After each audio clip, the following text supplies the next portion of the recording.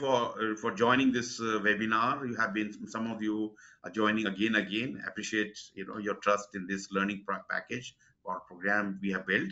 And Erika, who has done PgMP in 2020, July 7th of 2022, sorry, and then PfMP, she did recently, February 2025.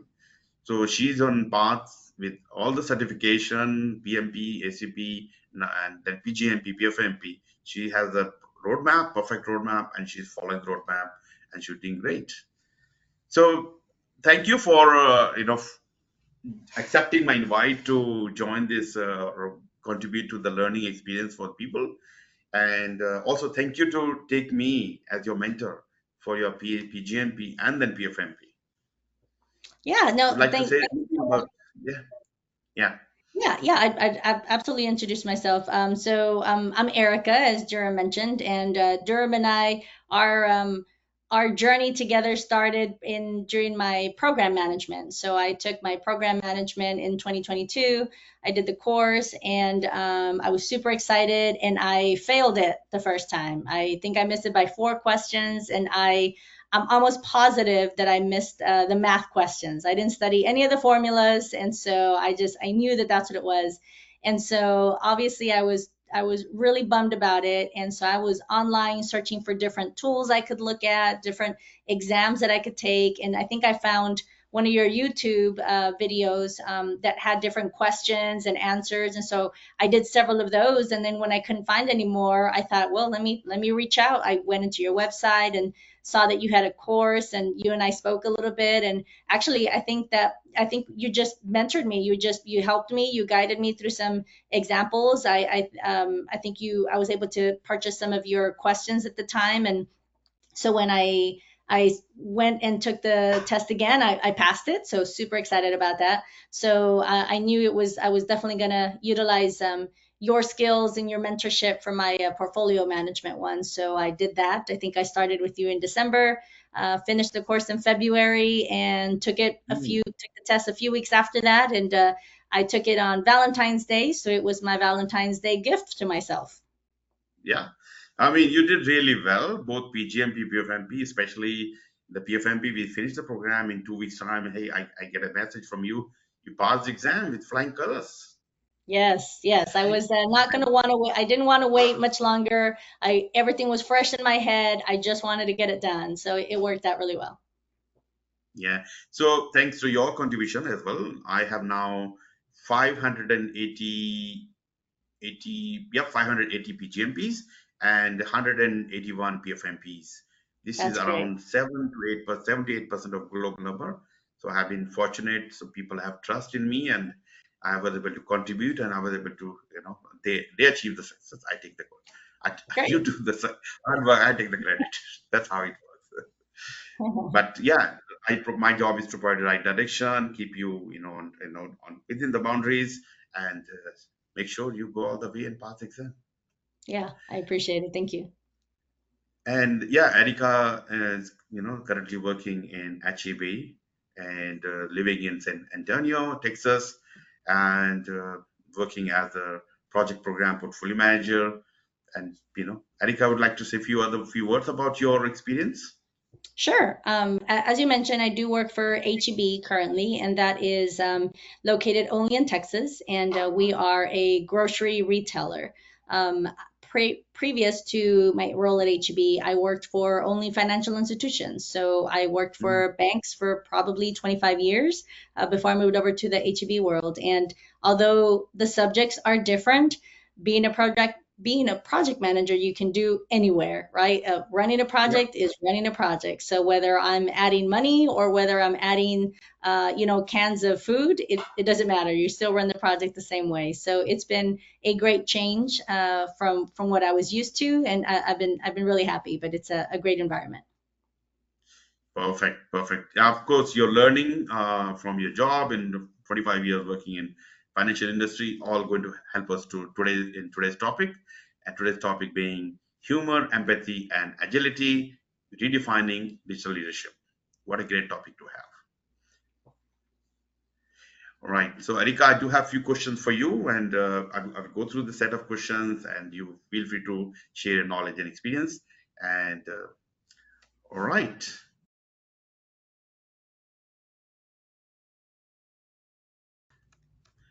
So, how has the role of digital project manager evolved in the age of agile portfolio, especially with rising demand for cross-functional agility and strategic value?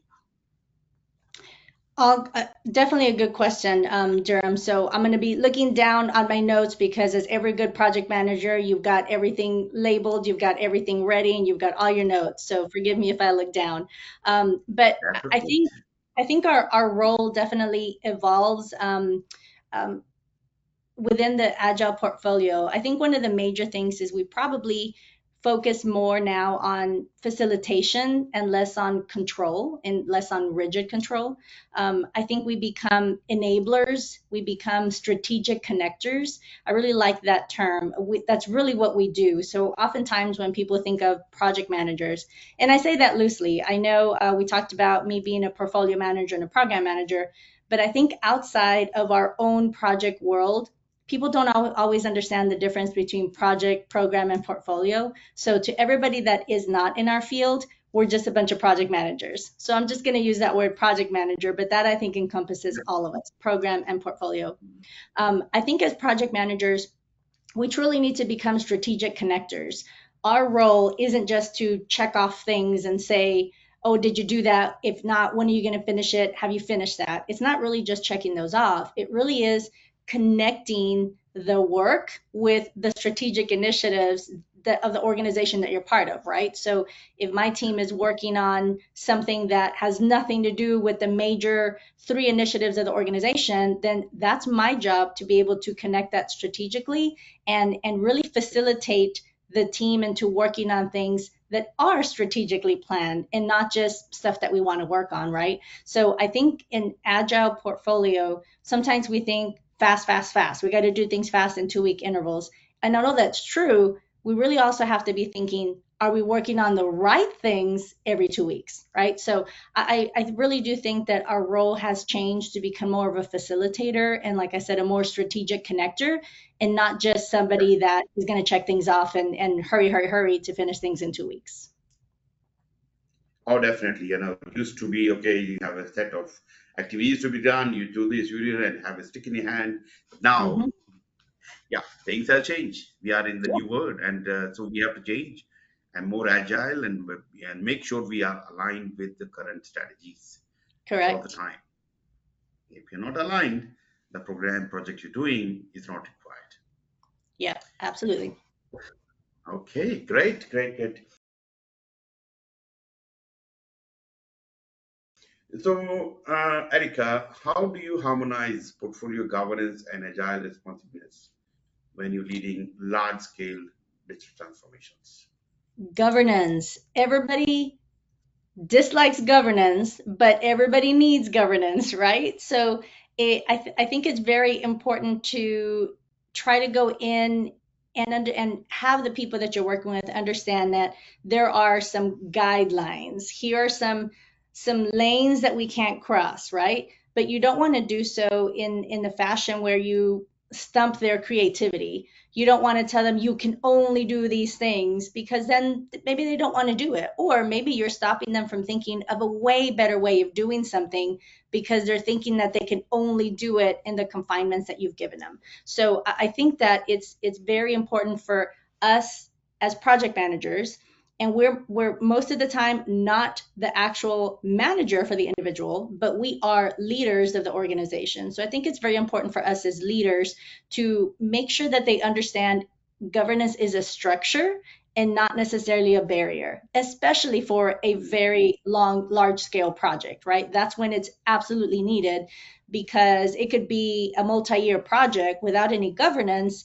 We're not really sure what's happening, right? And at the 6 month mark, are we doing what we should have been doing? Or did somebody go off and make a decision without notifying everybody else about the decision? And now we have to do some rework, right? Now that's going to cost us money. It's going to cost us some issues. So, yeah, I think that we definitely need to become more, again, back to a connector, right? connecting the need for governance and the still giving the team the ability to do what they have to do. So, that's when maybe retrospectives come into play, demos with stakeholders, letting people see the difference of what is it that you're working on. So don't keep it all under lock and key, because that's when people start to get afraid. Well, what are you working on? And, maybe I want to be part of that. So just again, letting them know it's a structure and not a barrier to getting the work done, especially for long-term projects. I think it's absolutely necessary, but we have to facilitate that as project leaders. Yeah. Look, governance is really, really important. We should not see this as a barrier. Mm-hmm. And the people sitting in the governance board or whoever is supporting you, they are not there just a stick in the hand, but more about, okay, we do have some boundaries. We stay within the boundaries, but also giving some flexibility. And if Correct. you stuck somewhere, if you cannot handle some situation, you come and talk to us, and we Yes. will help you based on our experience. That's what the governance is all about. Yeah, you Correct. stay Correct. within Yep, the absolutely. the guardrails, and you have some flexibility, and you get the work done. Yep, absolutely. Yeah, they have to understand that they're not the only ones working on it, and if they do get stuck, as you mentioned, we are here to help them out. So reach out, Yeah, phone a friend and contact us, and we will help you. That is our job as governance leaders as well. exactly, exactly. Good, very good. All right, moving on to next question. What metrics do you rely on to track value realization and stakeholder satisfaction across agile portfolios? Stakeholder satisfaction. Gosh, that's definitely different based on where you work, based on your role, based on your projects, right? I think for us anyway, I could speak with my current team. We really rely a lot on just lightweight confidence ratings. We meet with our stakeholders sometimes every other week, sometimes monthly, sometimes quarterly, based on how many projects we're working on with them.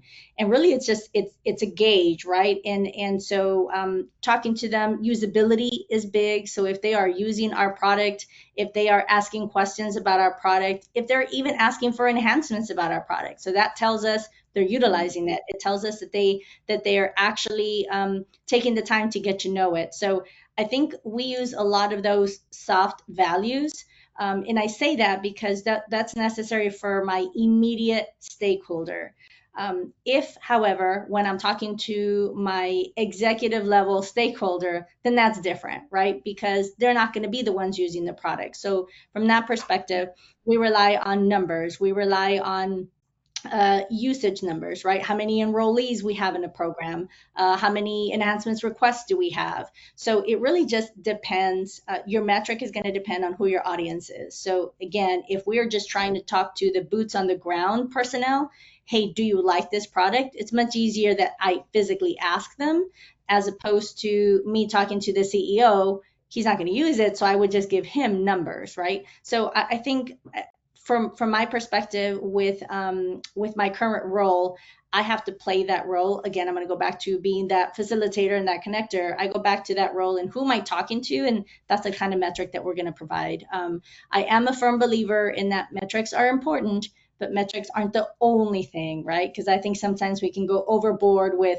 all of this data and maybe you're not even saying anything, right? Maybe you should provide more narrative than you just do numbers. So again, I just think it really all depends on who your audience is. And that's very, very important point. Your communication, your discussion about benefit or value Hmm. is aligned with their expectation. Hmm. And Yep. every stakeholder can have different expectation. Yep. So You're knowing absolutely right. about the expectation, what they need, when they need, and how important this information is going to be, will help you to provide the information, right time, Yes, and that absolutely. helps you to build the confidence among your stakeholders and the Hmm. trust, of course. Yes, of course. Yeah. And Yep. then that makes it a lot easier to work with them, work together. And it also makes it easier when you have to share bad news, unfortunately, right? Yeah, when you are good with your good relationship, of course, bad news can happen. Things are not going as expected. They say, "Don't worry, we're together. We'll work it out, help each other." That's what it is. Yep. But once, if you don't have good relationship, even if you're doing a great job, nobody cares. Of course, we are paying you money for that, or they Hmm. find faults in what are we doing. Yep. So another important thing is build relationship at the people who are doing the job, and your colleagues and your senior managers, director, and your clients, or sometimes you build relationship. Yep. That's where Absolutely. the you know the good communication happen. Hmm. Okay. Yeah, having an understanding from their point of view what metrics they really need, because you may Yes. provide them information. They say, "Oh, I don't really need this." Yeah. Like earned Well, value they don't management. Yeah, understand it. great. Yeah, they will not understand it. So ask them what information is important to them, and accordingly you provide them that information. Correct. Yes. Good job. Good, good, good.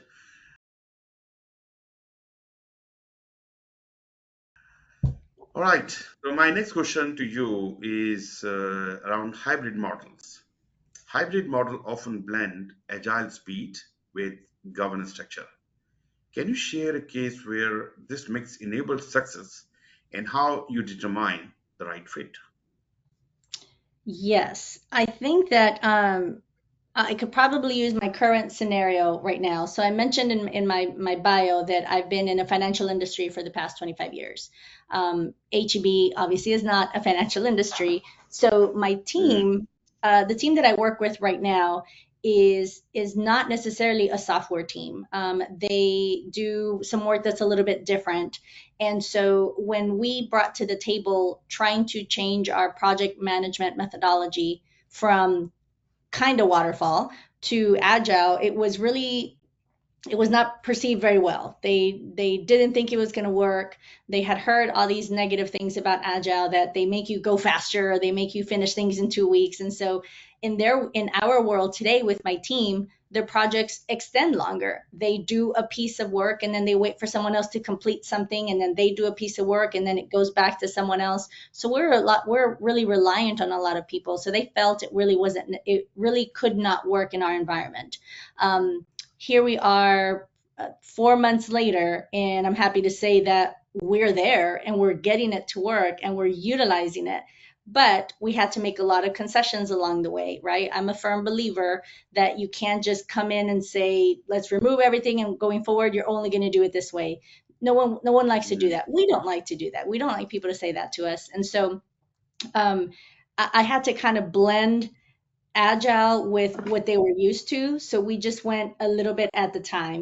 We first introduced just the terminology, because I wasn't going to, HEB uses Jira and Confluence. So I wasn't yeah, going to introduce Jira first to them if they didn't even understand what a sprint was, or what grooming sessions were, or anything like that. So we took our time and explained the concepts and the theory behind it.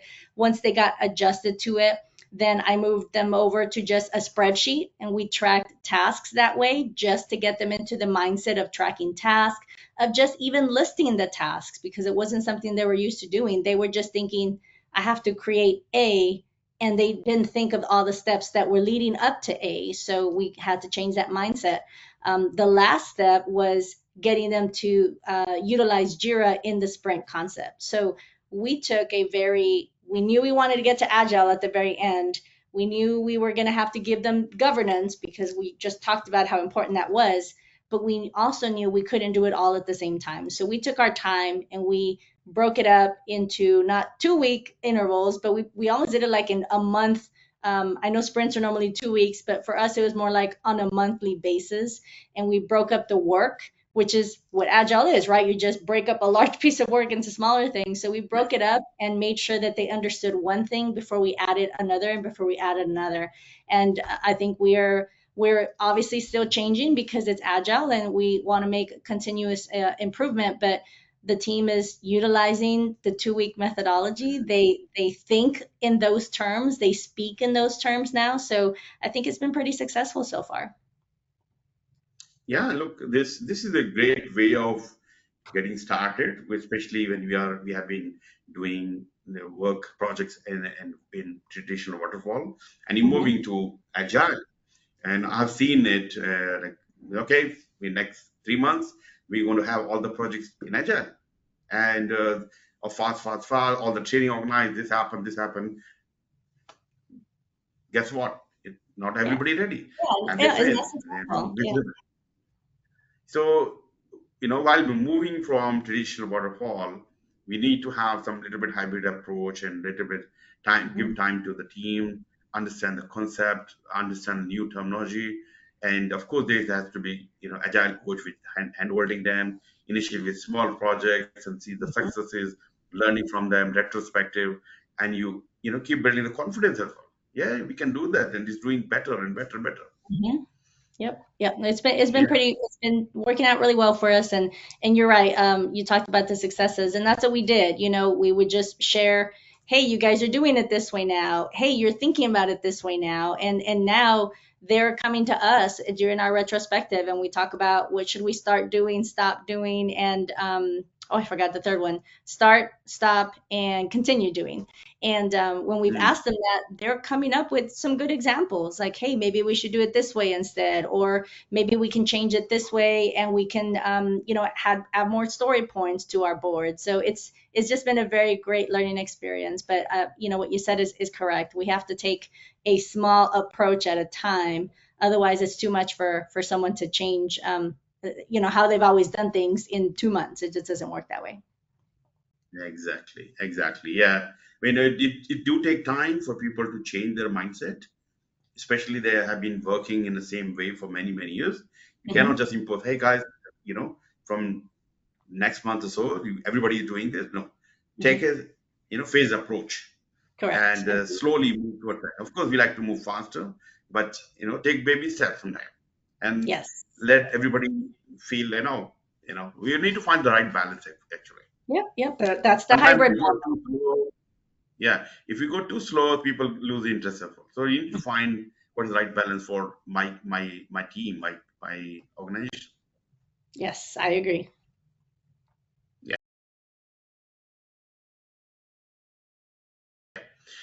Okay, good. So with multiple vendors and tech platform in play, what is the strategy for ensuring seamless integration and collaborative delivery in digital programs? Multiple vendors. Yeah, I think the we talked about it earlier with one of the other questions, and I think this speaks true to not just your team, but also external team members like a Yeah. vendor. Communication is key.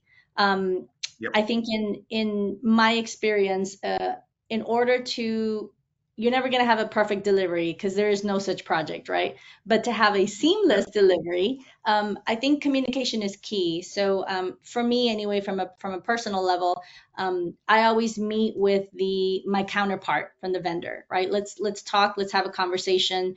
What are you talked about expectations earlier on the stakeholder? Well, my vendor is a stakeholder, so I talk to the vendor. What are your expectations out of this? How do you prefer to be communicated? How do we address Mm. escalations, right? So going through all of that process, and then I share my expectations, my escalation process, my preferred method of communication. I think that's extremely important because then there's an understanding between both parties. I always like to tell the vendors, I'll control my chaos. You need to control yours, and together we control the story, right? Because that's what it is. Everyone needs to share bad news, but there's a good way of sharing bad news, and there's a not so good way of sharing bad news. So, in my experience, I have been able to successfully deliver seamless delivery, never, and it's never perfect, seamless delivery because I have seamless transaction with my vendors. So it's a constant, hey, let's just be open-minded. What's happening? Let's be honest with each other. What is failing? If you need 3 weeks, let's talk about that. Let's not pretend that you don't need 3 weeks and then later find out that you do. So I think it's just being honest Mm. with them and definitely setting the expectation at the very beginning. What do you expect out of this? What do I expect? How do we communicate? And I think the best question is how do we address escalation between you and the vendor, right? To make sure that if there is a problem, tell me immediately so we can try to resolve it. Don't tell me 3 months later and hope that it went away. So I think that's very key. I've had situations where even after I have this discussion, it doesn't go well with the vendor, but it makes it an easier conversation, because then I could say, remember when we did have that conversation, these were my expectations. Now, as a client, I have every right to take further action if I need to, right? If the vendor didn't live up to their expectations. So expectations are key. Communication is key, I think. Yeah, I mean that's just like any other stakeholder engagement. They are your stakeholder, building relationship, understanding who they are, and Hmm. what they're expecting. How you expecting? In this case, you are the client. Of course, Yep. you're going to set your expectation clearly, and the understanding is there. It's not just looking at the terms and conditions of the big contract. No, these good to have. These for legal people, but we have our own terms and conditions. This is how we're going to work together. This is how Correct. building relationship and supporting each other. Of course, we are not going to be perfect, but we will find better way of communicating and learning from Absolutely. each other, supporting each Hmm. Agreed. other. Yeah. Yeah. Like if you have good relationship with vendors, they like to support more and more, and because one is they just do the job. Second is okay, we don't not only doing the job, but they're happy to do the job. When there's happiness or there more excitement in the work, you find the different level of working together. Well, Durham, that leads to the topic of our conversation, right? It's empathy, it's humor, it's all of that is key to a successful delivery. And again, success doesn't necessarily mean flawless, because there is no such project. It just means successful, right? Like it worked out okay. Things didn't burn down to the ground. Exactly. Good, good. Thank you. Okay, perfect. In your leadership journey, how has emotional intelligence, now coming back to the question we start talking, emotional intelligence, especially humor and empathy, contributed to successful culture and digital change? Perfect transition then from our previous conversation. I hopefully you're able to see that through through some of my responses already. Communication is big. I'm a big communicator, and that's very important to me. And I think that that's what helps. That's what has helped me be successful. But humor is very close to my communication. I definitely like to set a safe environment for people, and I think humor does that, right? As a newcomer to my current employer, HEB, I obviously didn't know any of the staff there. I was one of 10 people. So they had already worked together for some time. So I was the newcomer. I need to spend some time with everybody individually, learn about them, understand what role they play, understand their experience. And humor helps all of that. Everybody loves to laugh. Everybody likes to feel comfortable next to the person that they're talking to. And so I think that's huge. Whether that's, hey, let's go grab a coffee, hey, let's go to lunch, or stay afterwards and speak to that person individually. I think that that's really big. Emotional intelligence. I think sometimes we think it's such a people think of it as true IQ, and they think, oh my gosh, that's so hard. But emotional intelligence is just being real with that person, right? Yeah. Talking to them, understanding them, getting to know who they are, and working together in a safe, nice, funny environment. So I love people that are willing to laugh at themselves. I think that makes it safe for people. And if they do have a problem, if they are failing, if they are falling behind, it makes it easier for them to say, hey, I need some help, because they know that you're human. They know that you fail. They know that you laugh at Yeah. yourself. So I think it becomes very important. I have been lucky enough that the people around me have allowed me to share my humor with them, that they share their humor with me, and it's led to some successful conversations.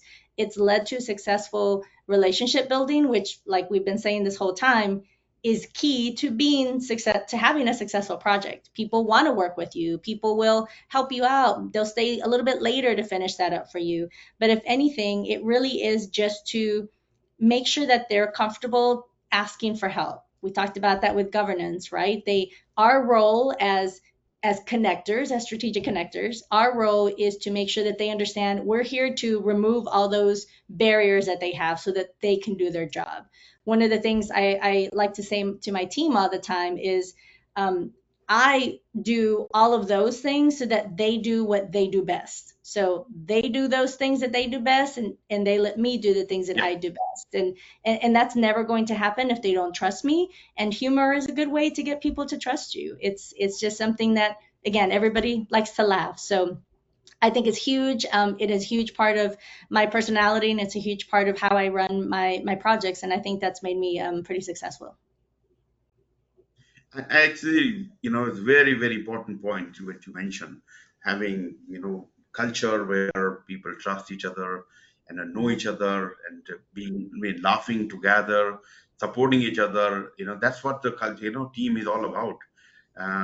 So creating the environment as a leader, your responsibility to create that environment as well. Hey guys, yep, work is work. During work time, we work.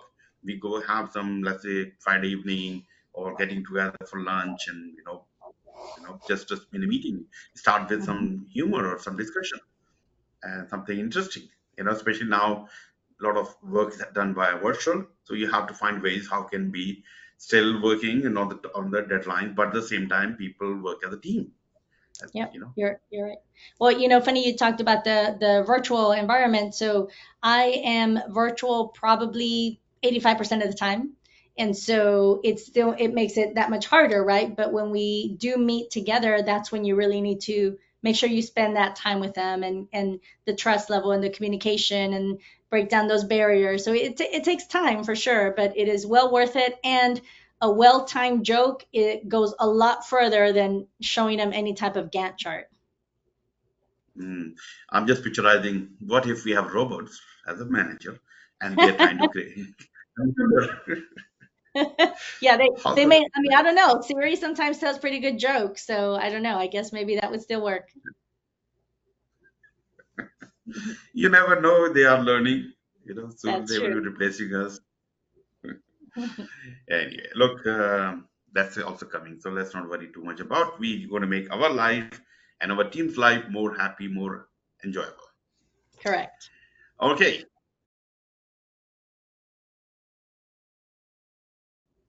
uh, my next question is digital portfolio. The digital portfolio are often pre-prioritized mid-flight. So it can happen because change of strategy or something else. What is the approach to keep team aligned and motivated when facing sudden change in scope or funding? Reprioritizing. Every project manager's worst nightmare, right? So you've been working on something Hmm. for the last 3 months, and then you get a new directive. I think one of the my first approach to this is, I think as project managers, as strategic connectors, as facilitators, I think sometimes we don't allow ourselves to ask questions of our stakeholders. They pay for the thing, they give you the strategic initiatives for the thing, but it doesn't mean we can't ask any questions. And I say that because sometimes it's necessary to ask, hold on, before I make all of these changes, before I redirect the team to work on something different, why are we doing this? So that I think that that's key before reprioritizing anything. We should just ask why. Yeah. Sometimes what I have seen, not always, but sometimes in my experience, is I ask the question why, and they may say, oh, such and such leadership decided that. So I'll go ask that leader, why did we decide that? And sometimes I've been given the answer, oh, I didn't mean for y'all to change it. It was just a comment. Oh, it was just a suggestion. Oh, it was something for the future. So had I not asked those questions, we would have totally shifted gears for something that leader just thought he was going to, he was just going to mention. He didn't really want us to change it. He just was going to mention it. So I don't think that we give ourselves enough latitude to ask those questions. Now, of course, sometimes when I've asked those questions, the answer has been because I said so. And that's okay too. Our job as Yeah. project leaders is to do what the stakeholder wants, but it doesn't mean we can't ask questions. With funding, same thing. Why not ask, well, why is it being cut? Is it being cut because they thought we were spending too much money? Is it being cut because we can't do all of these things now? Okay, well, can I do 5 out of the 10 instead? Like, can we negotiate? Or maybe they thought that we were burning more money than we actually are. So I think my first approach to reprioritizing before I even talk to the team I would like to get my story straight. Why are we doing it? Do we have to do it? Yeah. Is another big question. Because the leader may say, yes, we need to do it. Okay, but do we have to do it right now? Or is it something that can wait? So sometimes people say, oh, it's going end of life. Well, when? 3 years from now. Well, maybe we shouldn't be working on it now, right? Versus is going end of life next quarter. Okay, got it. This is a priority. We're doing it. Understanding those answers Yeah. makes it a lot easier to talk to your team, because then you tell your team, hey, the reason we're shifting gears, this thing is going end of life in 3 months and we have to do it. Versus, oh, you know Yeah. what, that leader decided he didn't like the color and we're going to change it. Again, that could be a valid reason, but at least you know.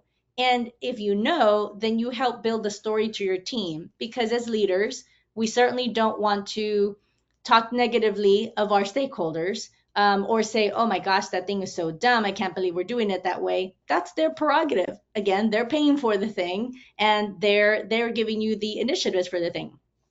So as project leaders, we obtain that information and then put it together in a pretty bow for our team. Hey, team, we're going to change gears. This is going end of life. Or the stakeholder saw it. He thought it was great. However, he thinks that this color may actually resonate better with his team. So it's really setting the story. So I think I danced around that question, but I really want to hit home that reprioritizing Yeah. doesn't mean absolutely have to. It means you can ask questions, find out why you're doing it. And if the answer is because we have to, okay, cool. Now we start reprioritizing based on what it is that we have to do. And that's what we should be doing. And it's not just what they say, just okay, sir, yes, sir, we'll do it. Maybe ask questions, that's where the strategy is. Okay, why it's important? Because at the end of the day, when you talk to a team, they will be asking the same question. But why are we Mhm. changing again? We did Yes. this last time and we just Yeah. started. We're just getting ready for this. Now you need to tell them this is the reason why we're doing it. And Correct. again, very important not to criticize your stakeholders, and they have hired you for a reason, and they are asking you to do something. If the change happen, look, it's because of the market condition, competitors, strategy change, direction change, or leadership change, their mindset change, we know. But knowing about that and then communication become much easier. Absolutely. Yeah. All right. So I think we are going great, and thank you for so far. And if anybody has any questions, I have not seen any questions, so great. No worries. We do still have a few questions, so I will continue asking questions, and soon I will be sharing the podcast, PDU code as well.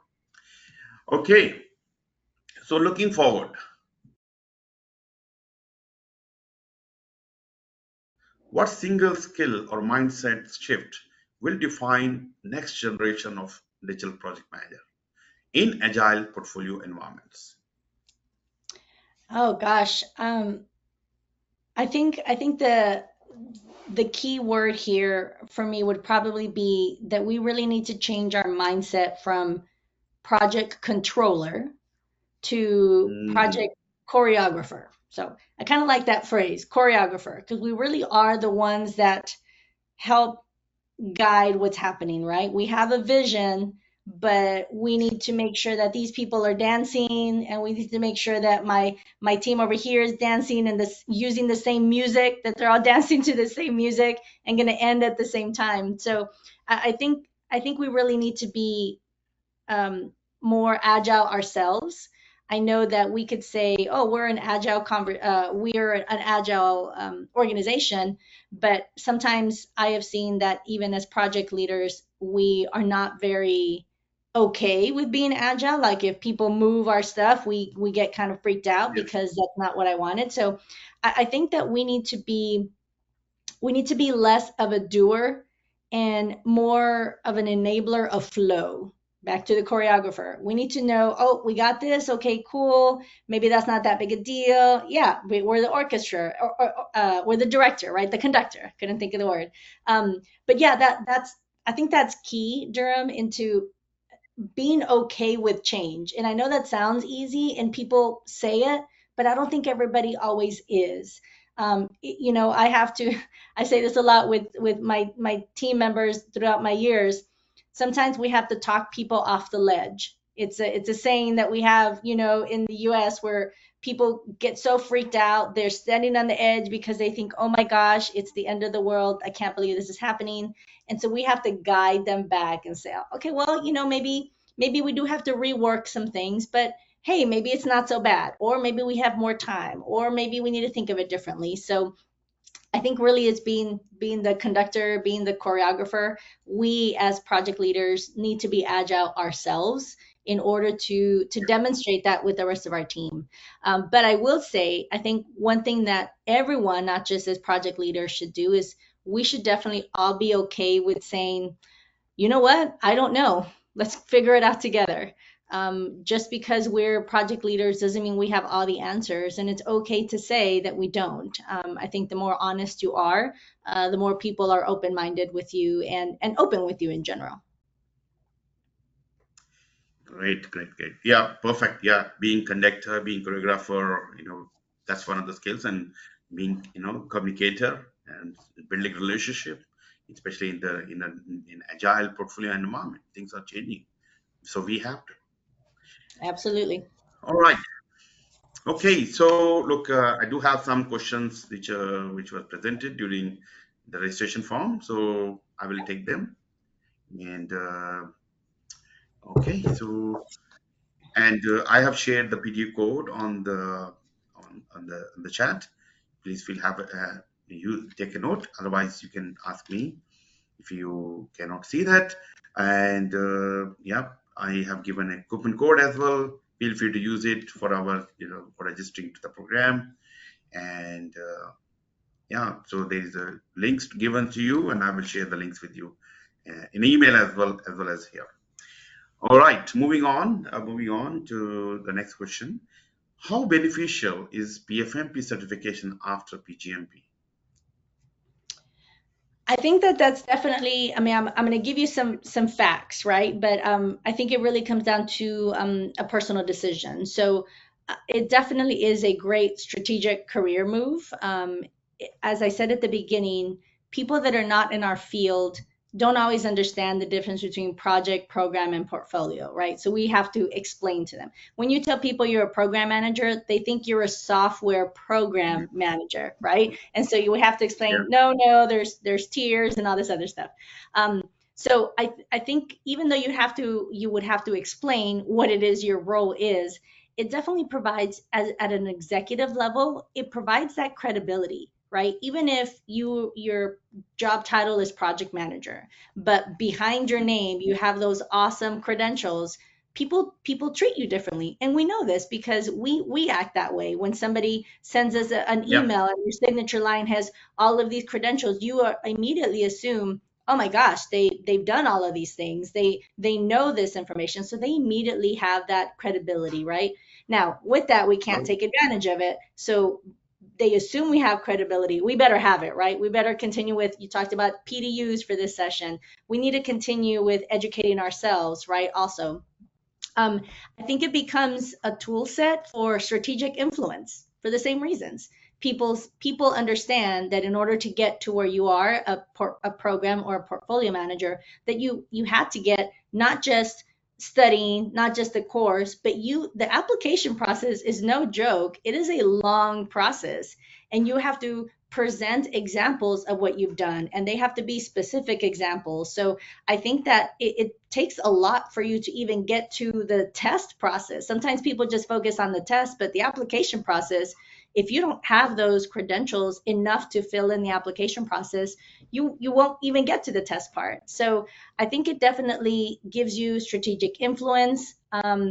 It's global recognition. I mean, I mentioned earlier, it's a personal a goal. It's a personal thing for everybody. It was a personal goal of mine to get a portfolio management degree, or sorry, certification. And as soon as I learned that there was one, I wanted to get it. And it's fantastic to learn that I am one of less than 2,300 people in the world to hold this certification. It's phenomenal. So I think there's a lot of reasons to get one from a career standpoint, but there's also something nice about it being just your personal goal to get it. Exactly. Look, I mean, both certificates are important, and depends on your your role, of course. If you are into program management, why you think about PG portfolio management, because that have no relevance. But if you have the required skills and required experience, then definitely PfMP will add more value. Absolutely. So yeah, so first thing first, do I have the required experience and required eligibility? If yes, and of course you follow the full process, you talk to people like me, I will be happy to give you direction on that. So you can book my time by doing as simple as talk to Dharam. So I have a domain, it's called www.talktodharam.com. So happy to give you direction on this, whether PgMP, PfMP, or both. Which one should we do first? I've seen people doing PfMP and then doing PgMP. I have an example actually. One of the person is doing it. He's done PgMP. Now he's doing PfMP, or other way around. Or actually, he did PfMP first. Now doing PgMP. Hmm. Anyway, so and you are one of the 2300, and I have 181 PfMPs out of it. Yeah. Thank you for the contribution. You're welcome. All right. What is noise? Is it your side, my side, or okay? All right. My next question is changing role of agile practitioner from VUCA, volatile, uncertainty, complexity, and ambiguity, VUCA word to post AI PMO landscape. So I had to look that up because I had no idea what VUCA was. So it's exactly what you said. It's volatile, uncertain, complex, and ambiguous. And that's exactly what Agile was, right? It was, I think when it first came out, it was, hey, there's this cool thing and you can do a lot of stuff faster and you do it every 2 weeks. And so everybody was all about that. And we talked about this in one of my previous questions. Yeah, that's great, but is it sustainable? Can your team sustain it, right? And so I think the shift now has been more to not necessarily, oh my gosh, let's drive faster, but it's, are we delivering smarter and more strategic? Anything can be cut into 2 week intervals, and that's great, but what work is in those 2 week intervals? Are you truly working on something that leads up to some strategic initiative, or is it busy work? And we can all get busy work. We all have stuff to do. There's always administrative things we need to get done, but is it the right thing? So I think the shift now in today's world, I think really should be more around, are we working smarter? And that leads to conversations about artificial intelligence. There's nothing wrong with utilizing it to work smarter. I mean, I know a lot of like Zoom, WebEx, those now have AI companions with it that allow you to be smarter in taking notes. Everybody hates to take notes, but it's so important to take notes because we need to know what happened. We need to know what decision was made. So I think working smarter and utilizing the tools that we have now can work to our benefit. So I think the shift really is not just doing stuff, but doing the right Mm. things and being more strategic about it and smarter about it. And what I mean by smarter is using the tools that we have out there to make our life easier. Oh yeah, definitely. A very very important question and very well explained. Okay, so how closely and diligently is balance scorecard? Balance scorecard, many people don't know, so we can talk about it. How closely and diligently a balance scorecard reviewed by the leadership to learn about the value delivery? Do you follow Excel based template or you have using any template or any particular tool? Okay. Balance scorecard. So I know you talked about maybe some people have not used it before, and think of it really as a company report card because that's really what it Yeah. is, right? Every company creates their own balance scorecard, and the balance comes from not just the things you're doing, but also your efficiency, right? Are you utilizing your money well? Are you investing your money well? Are you uh, producing enough, and so forth? So all of that is the premise of a balanced scorecard. Again, a report card for a company. Um, I think it's only as valuable as the organization has discipline for it. So at the beginning of every year, everyone does New Year resolutions. Oh my gosh, I'm going to do this, this, and that this year. And then typically by February, people stop doing it, right? Mm. So I think a scorecard is very much the same. I have worked with organizations that stick to that scorecard, and throughout the year, throughout our conversations, throughout the meetings, everything is about, well, is this aligned with one of those things in our balanced scorecard? Because if it's not, why are we doing it? Why are we working on something that's not going to help meet our goal? So I think it plays a big role if the organization and the leaders, more importantly, truly utilize it and speak to it. It becomes second nature for them to talk about it and for them to discuss it in their meetings. So it does become very, very helpful if people are utilizing it. So if it's not, if it's only one of those, I'm going to lose 20 pounds January 1st, but then forget about it in February, then it's really not useful. In the past, where the companies I've worked with, they have used a balanced scorecard. So they'll use different tools. They'll use Power BI, they'll use Excel, they'll use PowerPoint. So it's whatever the organization has. I don't think there's a good way of doing it. It really all depends on how much data are you trying to analyze. If it's not so much, then Excel works fine, right? So yeah, I think there's definitely different ways of obtaining the information, but ultimately I think it works if people utilize it. Yeah, look, there are a few tools available in the market which can be that can help you to have the real-time data into the balance scorecard. So I do one, at least I know one product which I also contributed to, VXDCC from VXO Digital, which is that's a real-time information gathering. You can do the balance scorecard, you can do the dashboard, you can do this all the reporting, whatever. So in one place. So yeah. So main thing is, do of course, you look around which tool can be useful for you, and go through some demos and see if this is the best tool which can help us based on your pain points. Yep, Yeah. absolutely. So if nothing there, then of course Excel spreadsheet, which is not the best way nowadays. In AI world, very good tools are available. Believe it or Mhm. not. Okay, great. So, Erika, these were my questions. You did really well, and you provide Thank a you. lot of information, useful information. I hope people can use this information in the day-to-day program, project portfolio management, and have more productivity, better experience for themselves or for their clients, and for most importantly their team members. So by having this topic, we got talk with humor, empathy, and agility, we can build a great team and great organization. So Absolutely. Well, I appreciate the opportunity, Durham. Thank you. I hope that people are able to take something from this. And if anything, remember, a joke goes a long way instead of showing them a Gantt chart. great. Thank you, Erika, and good. Wish you good luck to you and to all the people watching this video. And thank you for part of our journey. Great stuff. Thank you very Thank much. you. See you soon. Bye, everybody. Bye.